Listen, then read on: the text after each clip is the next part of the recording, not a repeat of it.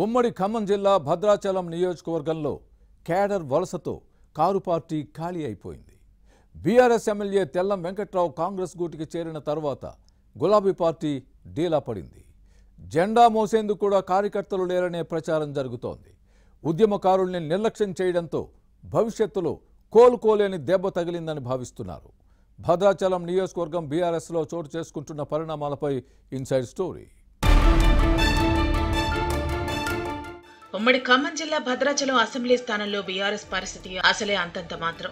ఆపై cadre వలసపోవడంతో car party కథ కంచికి చేరిందనే ప్రచారం జరుగుతోంది. జిల్లాలోని 10 అసెంబ్లీ స్థానాల్లో బీఆర్ఎస్ గెలుచుకున్న స్థానం ఇదొకటే. కాంగ్రెస్ అభ్యర్థి పొందెం వీరయ్యపై కారు పార్టీ ఎమ్మెల్యేగా నెగ్గిన తెల్లం వెంకట్రావు ఆ తర్వాత ప్లేటు ఫిరాయించారు.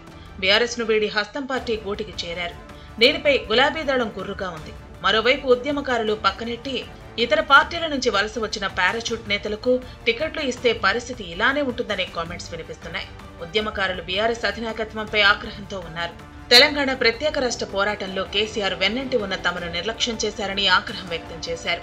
ఎమ్మెల్యే తెల్లం వెంకట్రావు హస్తం పార్టీలో చేరటంతో 20 ఏళ్ల కష్టార్జితం గోదారి పాలైందని గులాబీ పార్టీ నేతల్లో గుసగుసలు వినిపిస్తున్నాయి.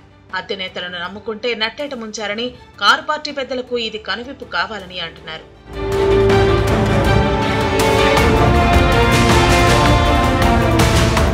భద్రాచలం నియోజకవర్గంలో పార్టీ జెండా మోసిన నాయకుల్లో మానే రామకృష్ణ కీలక నేత.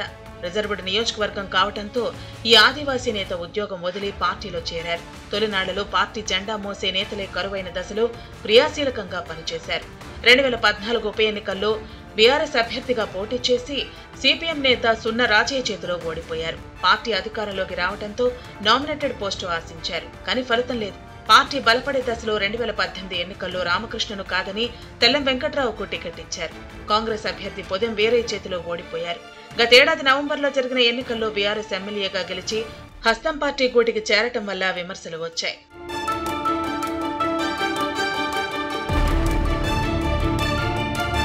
మరోవైపు దక్షిణ అయోధ్య భద్రాచలం రామాలయం అభివృద్ధితో పాటు సంప్రదాయాలు, ఆనవాయితీను కేసీఆర్ తన 10 ఏళ్ల పాలనలో నిర్లక్ష్యం చేశారనే విమర్శలు ఉన్నాయి. తానీషా కాలం నాటి వస్తున్న సంప్రదాయాలకు తిలోదకాలు ఇచ్చారని కామెంట్స్ లేకపోలేదు.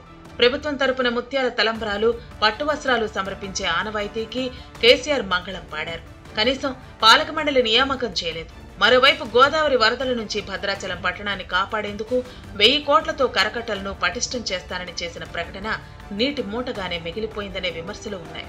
దీంతో భద్రాచలం నియోజకవర్గం అభివృద్ధి కోసం బీఆర్ఎస్ ఎమ్మెల్యే వెంకట్రావు తన పొలిటికల్ గాడ్ ఫాదర్ మంత్రి పొంగిలేటి శ్రీనివాసరెడ్డి ద్వారా కాంగ్రెస్ కండువా కప్పుకున్నారు.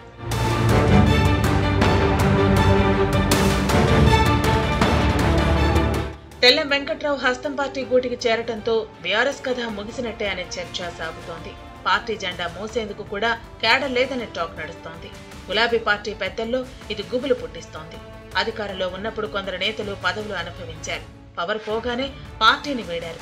ఇలాంటి నేతల తీరు ఏరు దాటాక తెప్ప తగిలేసిన చందంగా ఉందని భావిస్తున్నారు. తీరా మిగిలింది ఉద్యమ కాలంలో జెండా మోసిన ఆ పిడికెడు మంది నేతలేనట.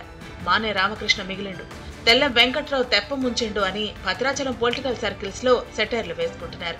ఈ నియోజకవర్గంలో బీఆర్ఎస్ నిలదొక్కుకోవడానికి అధినాయకత్వం ఎటువంటి చర్యలు తీసుకుంటుందో పరిశీలించాలి. పూర్వ వైభవానికి ఎలాంటి యాక్షన్ ప్లాన్ అమలు చేస్తుందో చూడాలి మరి.